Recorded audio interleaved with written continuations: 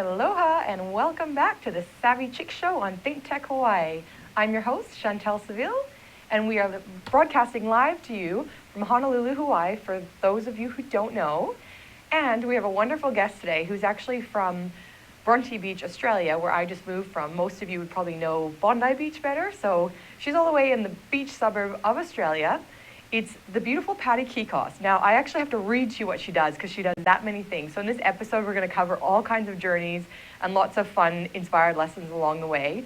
The actual title of this episode is Dancing to the Beat of Your Entrepreneurial Drum, 3 Crucial Life Lessons. So you're going to want to stay tuned for this whole episode to make sure you don't miss any so you can live a full, amazing, soulful life that's full of vitality and energy.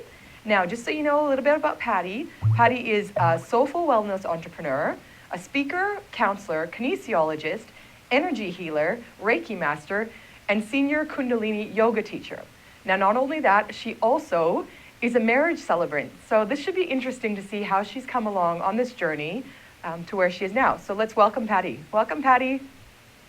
Aloha. Hello. So great to see you. I missed you. It's wonderful to see you as well. And I don't know what time it is in Hawaii, but the sun is coming up here in Sydney, in Bronte, Australia. So I can see you, and then my backdrop is a sunrise. Is that my halo? Well, does it your make a halo is one thing, and then it's magnified by that light behind you. Yes. Gorgeous.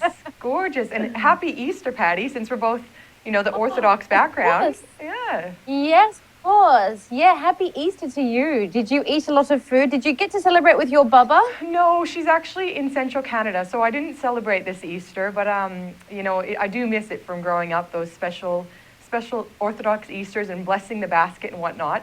But on the opposite side of eating well, it's actually here in Hawaii. It's the National National Diabetes Day here, and it's all about get fit, don't sit. So I better not eat too much of that sausage that I usually eat at Easter. So let's get to this, Patty. We're so curious to know, how did you get to where you are? I mean, you actually started this whole journey as a social worker. So can you tell us a bit about that?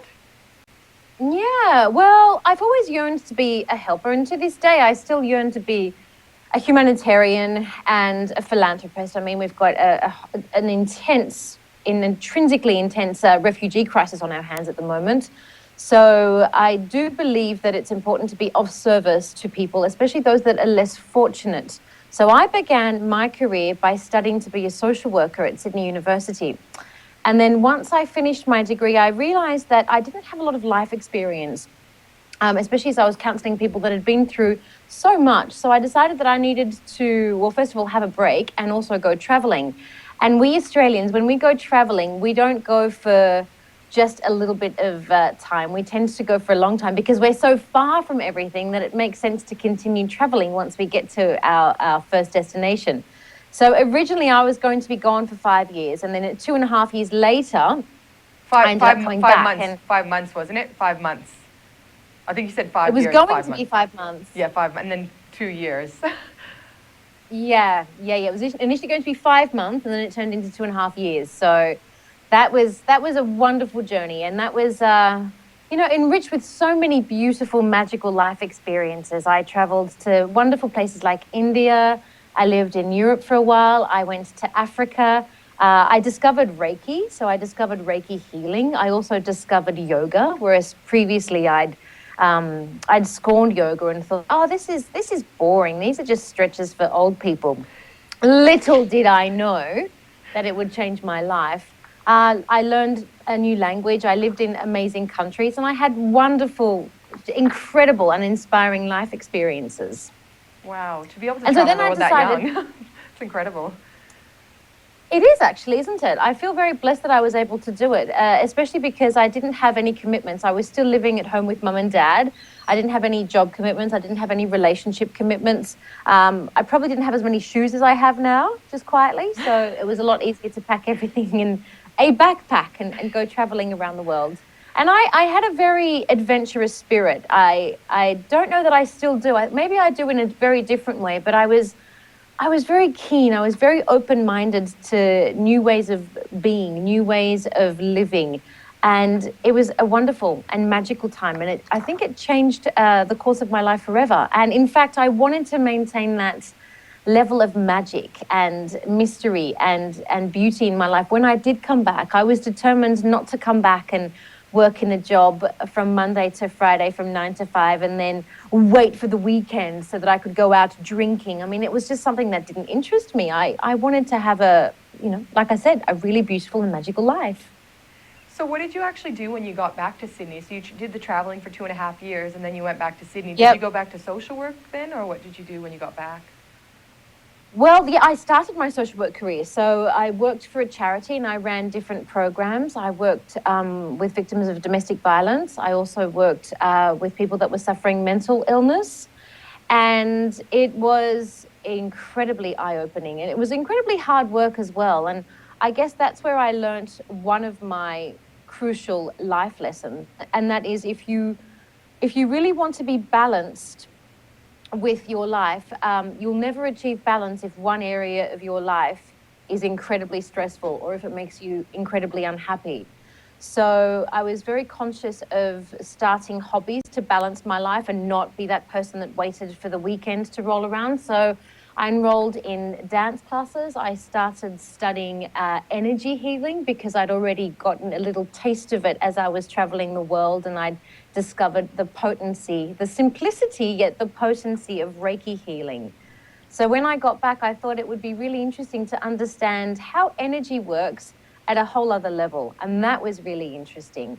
And I guess I wanted to unleash the creative side of me as well. And I studied Latin dancing, especially in the form of salsa and samba.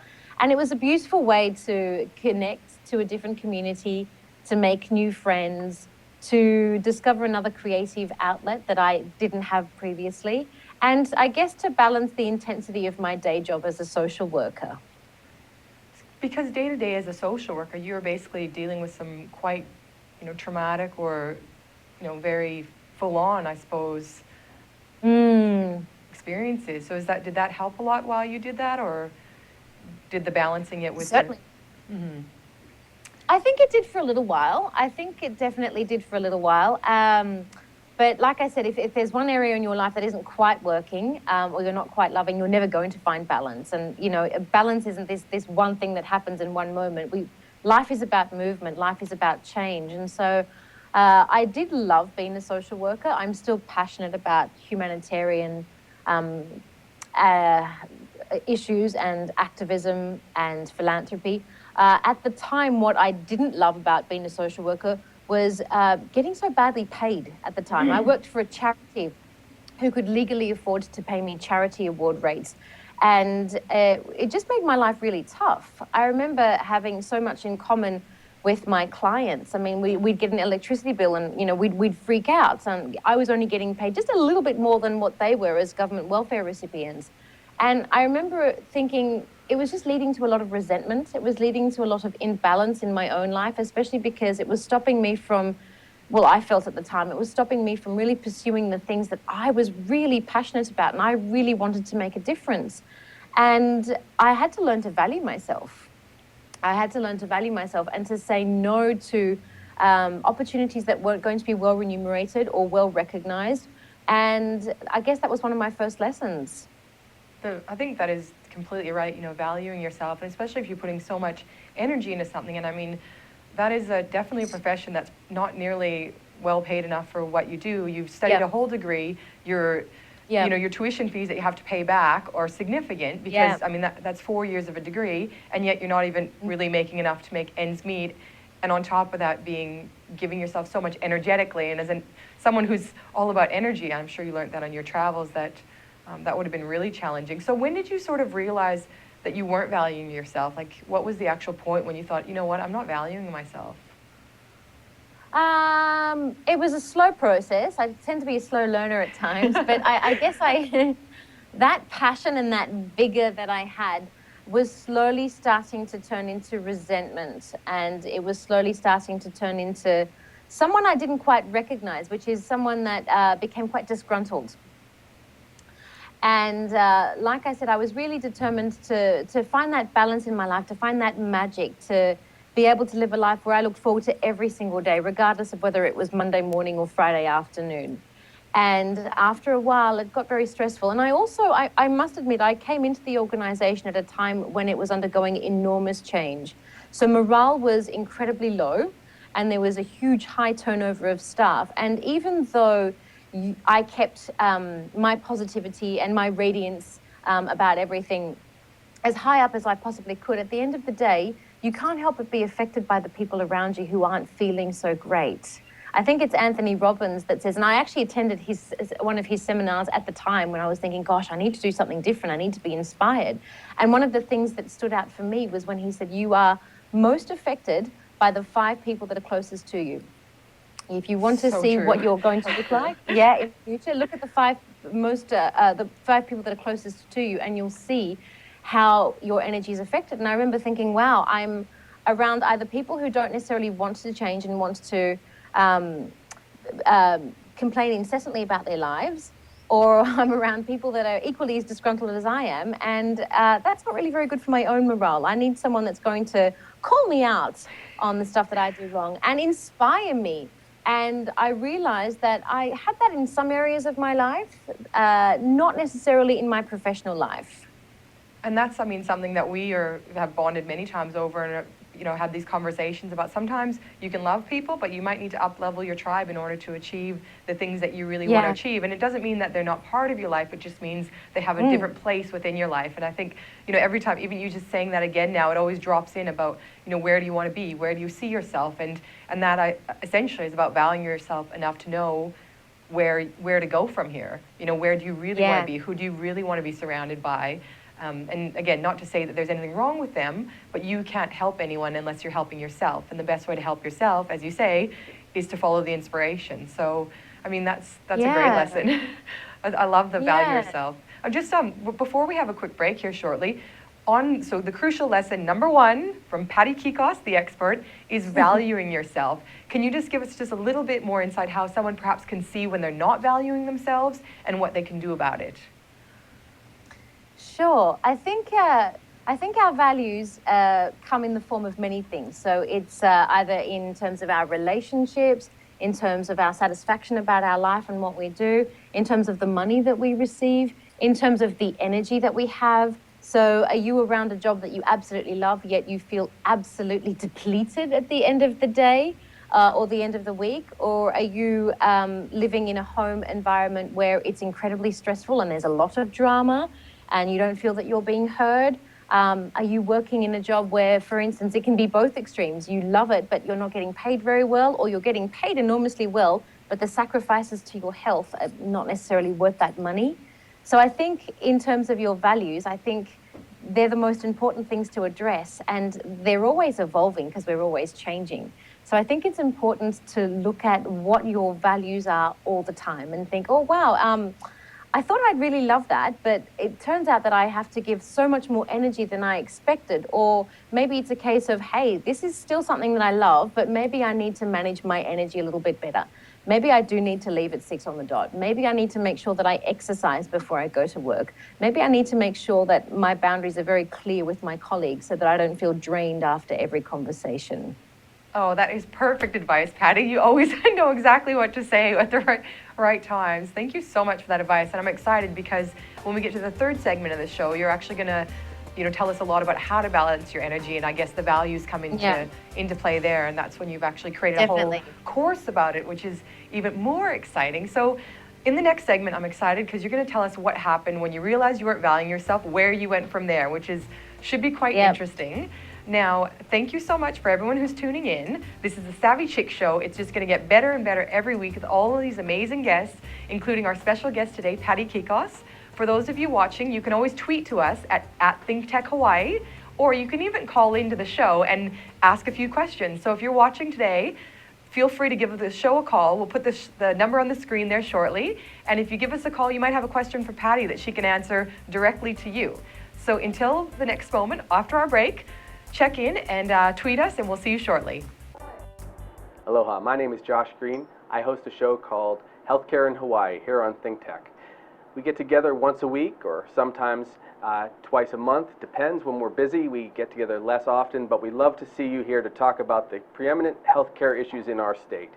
Our programs vary very widely. We talk about economics, we talk about healthcare, we talk about social issues on this program. Thanks for joining us. Aloha, this is Maria Mera, and I'm here to invite you to my bilingual show, Viva Hawaii on Think Tech Hawaii, every other Monday at 3 p.m. We're here to inform, motivate, and entertain you. Join us. Hola, soy María Mera y estoy aquí para invitaros a mi show bilingüe Viva Hawaii en Think Tech Hawaii cada 2 lunes a las 3 de la tarde. Estamos aquí para informaros, motivaros y entreteneros. Apuntaros. Aloha, my name is Richard Emery, and I host Condo Insider. We talk about issues facing the condo association throughout Hawaii and talk about solutions. When you think about it, about 1/3 of our population lives in some form of common interest real estate. We broadcast every Thursday at 3 p.m. Please tune in and thank you. Aloha. Welcome back to the SAVI CHIX Show with Patty Kikos, our special guest today. We are very excited about all her 3 crucial life lessons. We've already learned number 1, which is valuing yourself. Now, let's wait and hear number 2. Welcome back, my Patty Cakes. That's what we like to call her in Australia. Patty Cakes, she just has this vibrant energy where she buzzes around the neighborhood of Bronte and everyone knows her, and she walks around with her little halo and her dog Ruru. So anyone in Australia watching this, you might now know who she is. That's how you'd recognize her. Now, we started talking about your journey and your social work and your travel back to social work. So your social work degree, then you traveled, then you went back to social working and realized you weren't valuing yourself, so you realized you needed to perhaps earn some more money to show your worth. So what did you do after that? I took a job in advertising.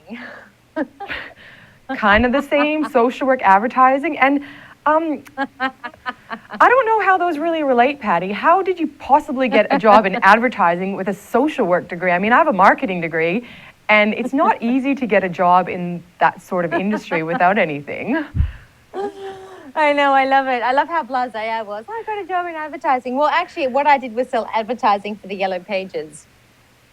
Yeah, and that was very interesting. So, yeah, that's a good question. How did I spring it without a qualification? You know, no one has actually ever asked me that. So trust this marketing maven to pick this up. Well done, you. So, you know, I'm going to actually paint a picture for you because this is probably part of the story. And I haven't thought about this for a long time. But I remember sitting in my interview and I was being interviewed by a panel. So, you know, not intimidating at all.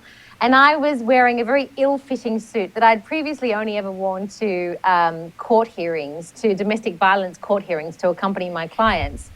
And I remember being asked question after question. And of course, I was very nervous. And that question came up, which is, you know, you don't have any experience in marketing. Why should we hire you? And the energy of the room changed immediately because I remember thinking, you know, I can totally do this job. And so I basically said, look, I've been devoting and dedicating my life for the past 2 years as a social worker, and I have gone above and beyond for my clients for not only no bonus, but for very little remuneration. And if I can do it for really crappy pay, imagine what I can do when I know that there's a bonus just around the corner. And in that moment, there was a nice little silence for a good, 2 or 3 seconds, which is a lot in an interview. And I think that was a collective, unanimous decision of like, wow, let's hire her. And I got hired. That's pretty impressive. Again, with no qualifications in that sort of position. So then I'm guessing with that, drive and everything you had behind you were totally successful in the advertising, this happy ever ending? No. Well, come on. You were going to nail it. Out of the ballpark. I thought I would.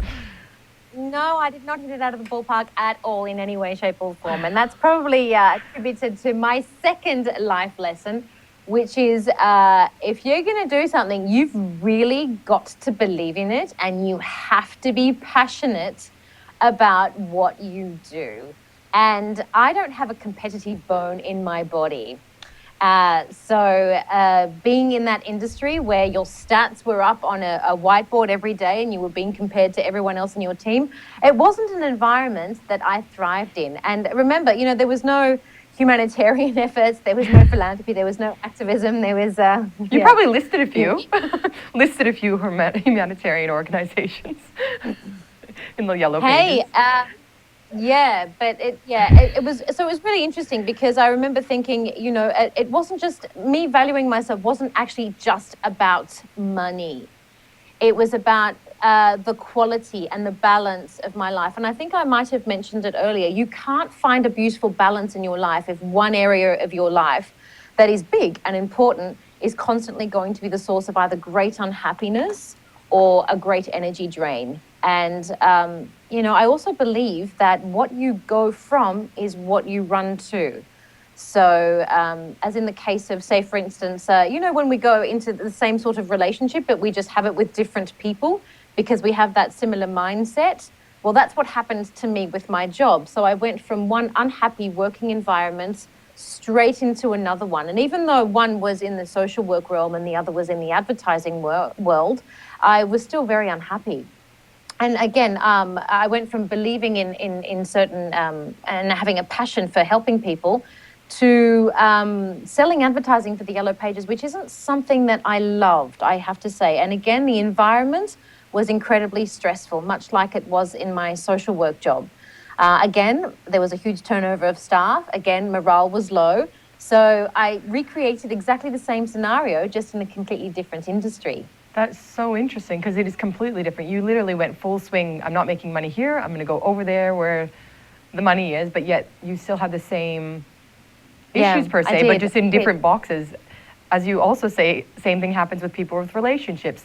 Might be the same thing, but looks differently. So I guess that's that inner belief that you really need to shift in order to make that happen. That's right. I'm glad you said that because it's I did need to make changes, and like I've discovered many times in my life, like I mentioned previously, I can be a slow learner. I had to change my inner world. It wasn't my outer learning. Yeah, that's who I am. But I had to change my inner world. It wasn't going to be my outer environment that was going to make me happy. I had to find happiness. So remember those hobbies that I mentioned earlier? Remember how I said I had started studying dance and I had started studying energy healing? Well, they became a very important aspect of my life. So I became qualified in energy balancing. And ultimately, my dance inspired me so much that I got asked to perform and ultimately to teach. And that was going to be the next fork in my road, on my path, because I discovered my love of teaching. And I loved getting new beginners and people telling me that they had 2 left feet and they were never going to learn how to dance. And by the end of my class, they could not only dance to the rhythm of the song, but also turn their partner and then exchange and change partners. And the sense of satisfaction that I got was inexplicable. It was amazing, absolutely amazing. And so I thought, hey, maybe I'm going to be a dance teacher, but it wasn't a dance teacher that was going to be my next career move. It was actually going to be a yoga teacher because for anyone that's ever danced professionally, you'll know that rehearsals can be quite jarring and quite hard on your body because you're repeating the same movement over and over again. So I'd oscillate between 2 extremes again. I'd rehearse and be really hard on my body, and then I'd practice yoga and heal my body. So I decided that I was tired of oscillating between those 2 extremes, and I decided that I wanted to focus on the yoga, which was so restoring and so healing. And it was something that I discovered along my travels, which really helped to restore and heal my very tired and very weary body. So that's when I discovered that I wanted to be a yoga teacher. And because I'd already finished my studies in energy healing, and I'd already finished my studies in kinesiology, I thought, those outside environments, those outside work environments, they never made me happy. So maybe I need to create my own happiness, and maybe, just maybe, I need to work for myself. Aha, and that's where the entrepreneurial spirit started kicking in. So you started dancing to the beat of your entrepreneurial drum. That makes sense. So then how did you do that? How did you do that? What did you decide? Like those weren't the only businesses you started, because I know that you also have another business. So how did you transition over? Well, I did a small business management course, and for the first time in my entire life, did the numbers and thought, wow. Well, Creatives and numbers, is they're not, they don't match so well. But they do they match do for very some well once you get the matching. That's the key. Yeah. And they do for some people. They don't for me so much. So I sat down and crunched some numbers on an Excel spreadsheet and thought, whoa, this isn't going to work very well. I need to add something to my toolkit as well. And because I was already a dancer and I had a good sense of rhythm, and I was already a dance instructor, so I had a great sense of timing and could hold the space. My yoga teaching career exploded and became really successful really quickly. And so I was asked to teach at different yoga festivals and yoga conferences and yoga events, and it was amazing. And I remember thinking, wow, I really need to hone in on my public speaking skills. And so I decided that I was going to be a marriage celebrant, because that would be a wonderful way for me to practice standing in front of a crowd. And there is nothing like standing in front of a crowd full of strangers while simultaneously marrying a couple that will up the ante on your public speaking skills. Wow, we're just actually looking at a photo of you here on the screen, Patty. It's so beautiful. You just got this bright smile on your face and this gorgeous couple in front of you. What a special, special career that must also be, to be a marriage celebrant. It is wonderful. It is so blessed. I've created a bubble in myself. There's this yoga and healing bubble, and then there's this love bubble full of celebrancy. So I feel very cocooned in a bubble of love. I was going to wait until the third segment to get into the whole marriage celebrant thing, but I just think there's just too much of the amazingness that you've actually, gone through it from the business point of view. So I want to save the whole third segment to all of your gorgeous goodness knowledge. So let's just chat a little bit more about how your business works now, so that for the last segment we can just talk all about your energy balancing and your course and healing and how to really help people help themselves, essentially. So you've basically gone from being a social worker to the advertising agency, keeping these magical things in your life, you're doing your dancing and your yoga and your energy healing, and then realizing, I want to be a business person. So doing a business course. Just quick question, were you actually still working at the Yellow Pages when you were doing your business course? So you were just trying to find your way through, or did you just throw it in and start fresh? I threw it in. Wow. I left. I had to get out of it. Yeah. No, I was teaching dance at the time. Oh, so I was performing and I was teaching dance at the time. Yeah. And I mean, with everything you were doing, you must have been hugely successful, because you were just, doing your dancing then, and then you're getting asked to speak, and you're at these big yoga festivals and just doing all this incredible work. Surely you must have been now successful, like very successful. No. What do you mean no?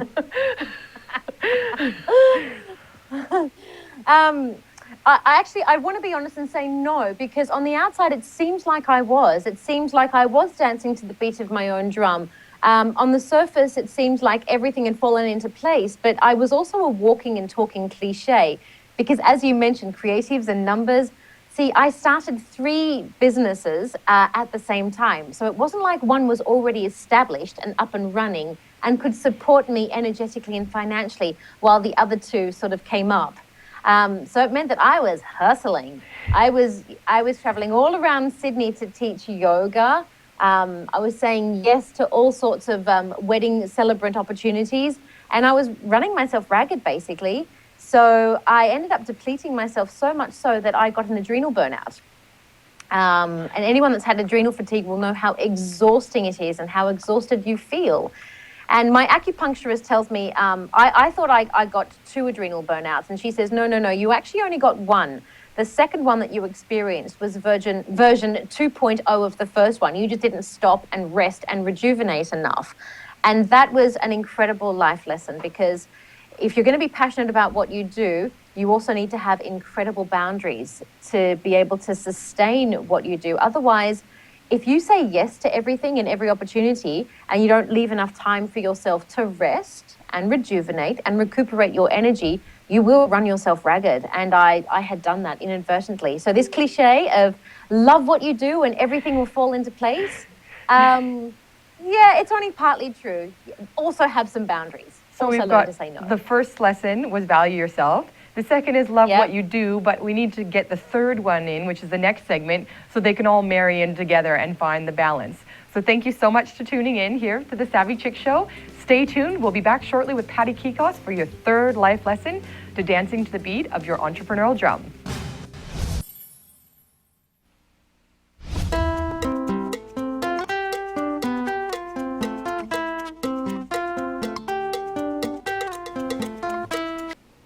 Aloha, how you doing? I'm Gordo the Tech Czar, here on Think Tech Hawaii, where we co-host Hibachi Talk, where we talk about technology and bring in all kinds of cool guests. Also, my co-host with me today is Andrew the security guy. Thanks for watching. Thanks for watching Think Tech Hawaii, and thanks for watching Hibachi Talk. We also have Angus. Hello there, lad. It's Angus. I bring in all kinds of wee things. Oh, look, you see my lips moving.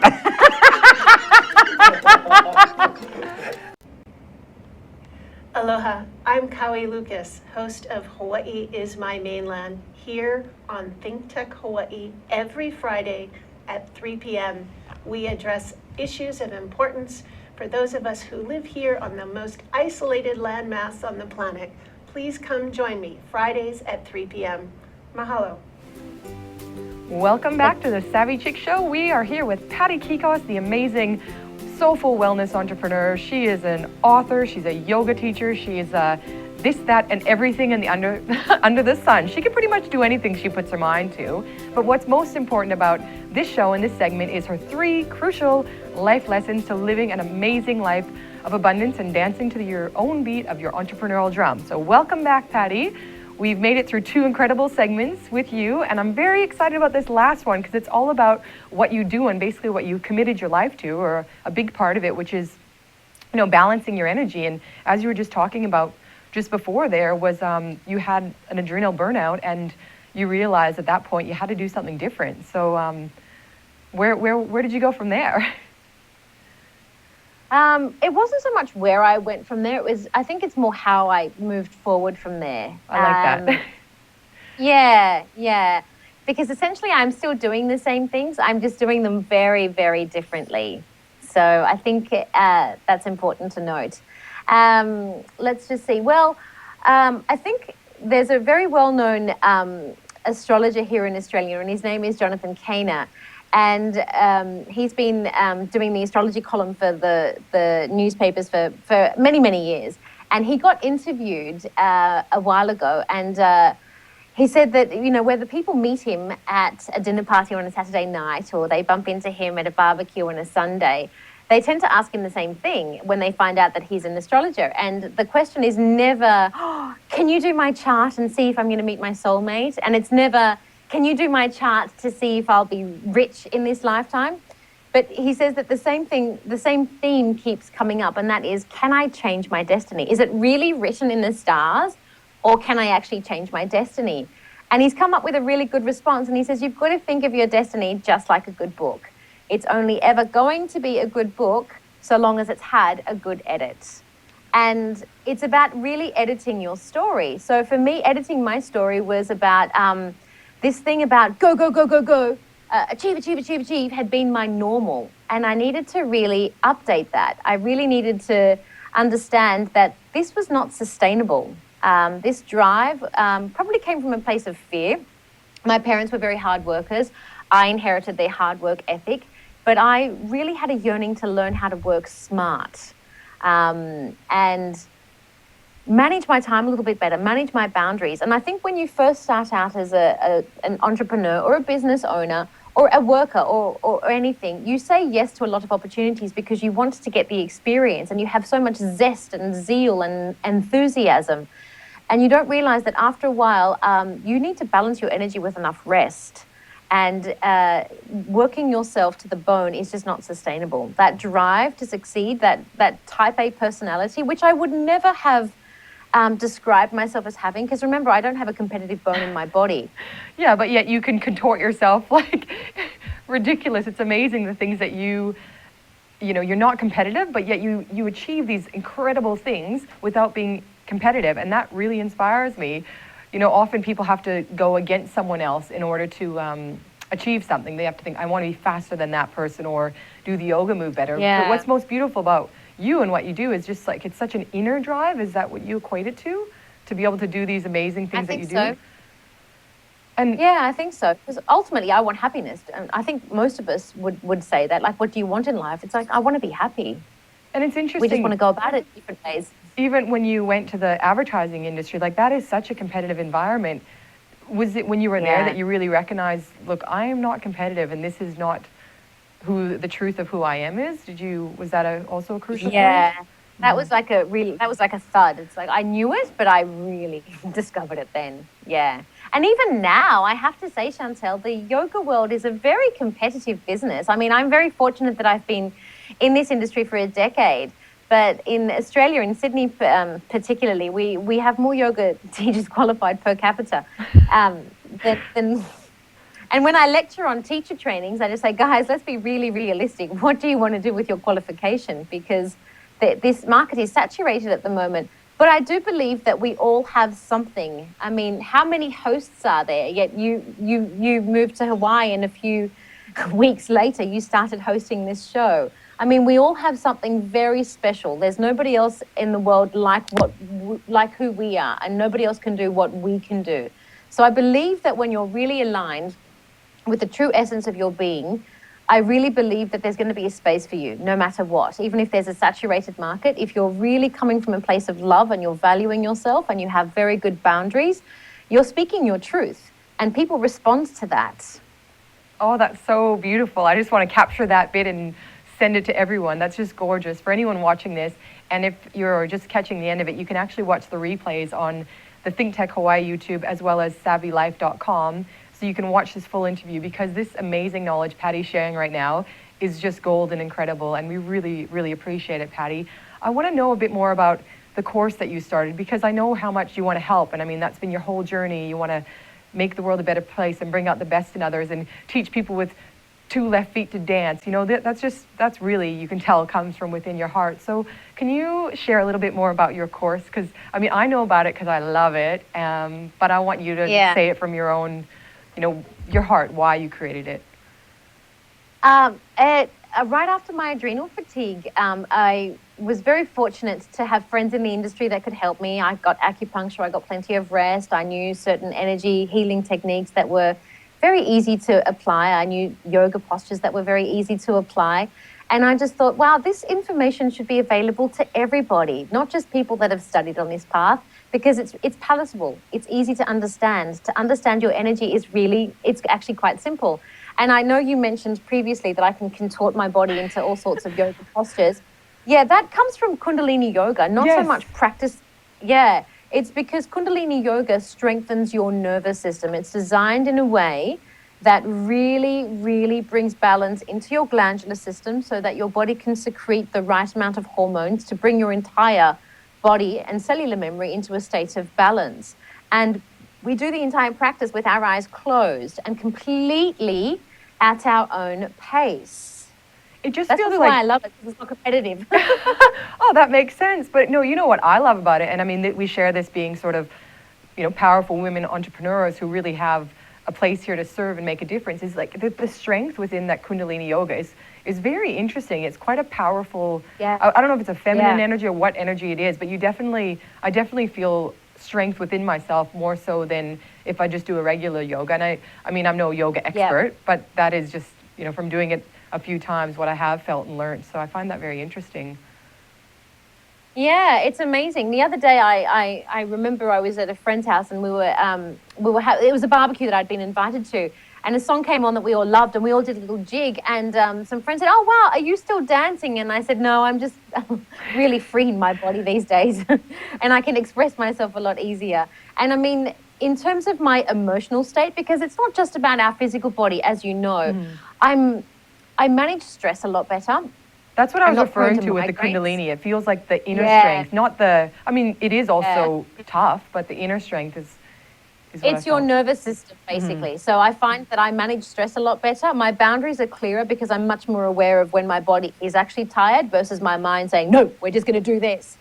And I have to say, I'm less reactive.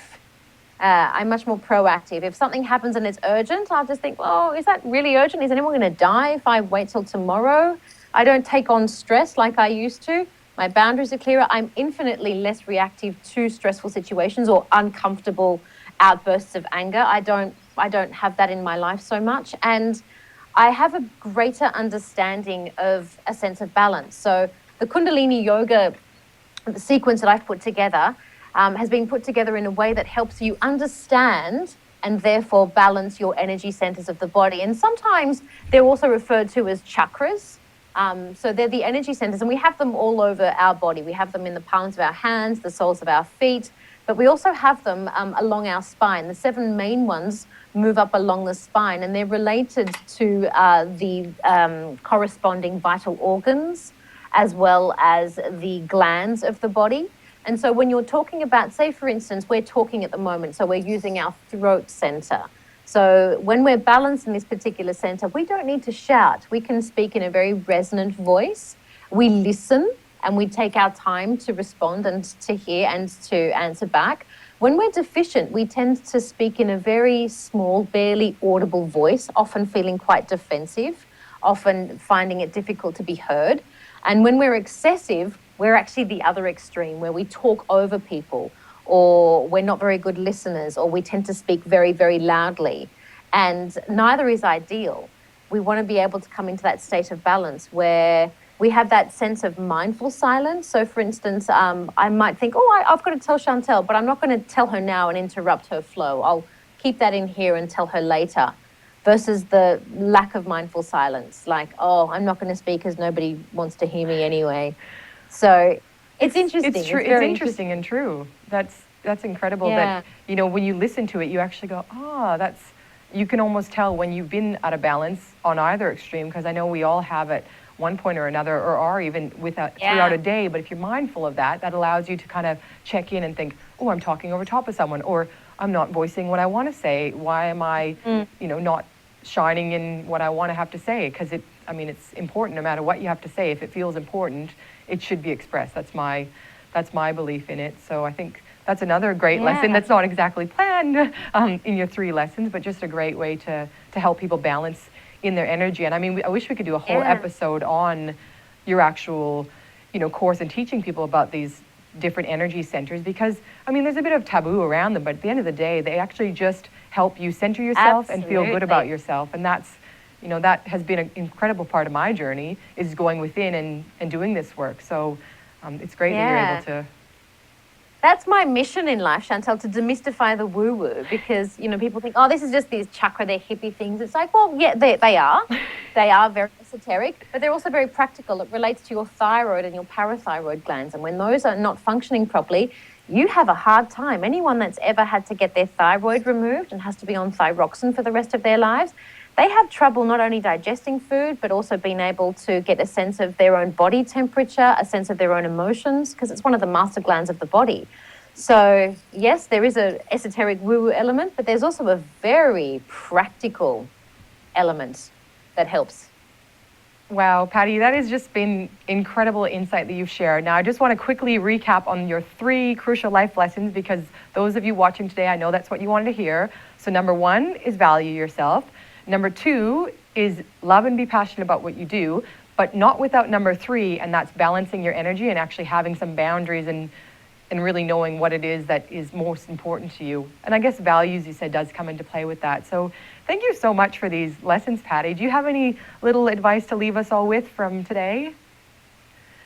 I think I've said it all. I think you have.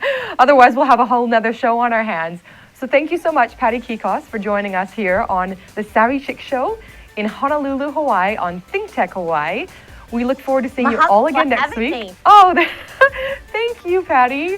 And we'll hope to have you back again and get some people to call in with some questions, because you're just an encyclopedia of knowledge and really just can shift people in an instant. So anyone who has watched this program, you've seen Patty's website on the bottom of the screen there. So pop over there, check her out. If you're getting married, she could even marry you. So this woman can do many things. If you're in Bronte, visit her. And until next time, thanks for tuning in. We'll see you next week on the SAVI CHIX Show. And we have mermaids coming next week, so I hope you'll join us. See you soon, Patty. Aloha. Bye.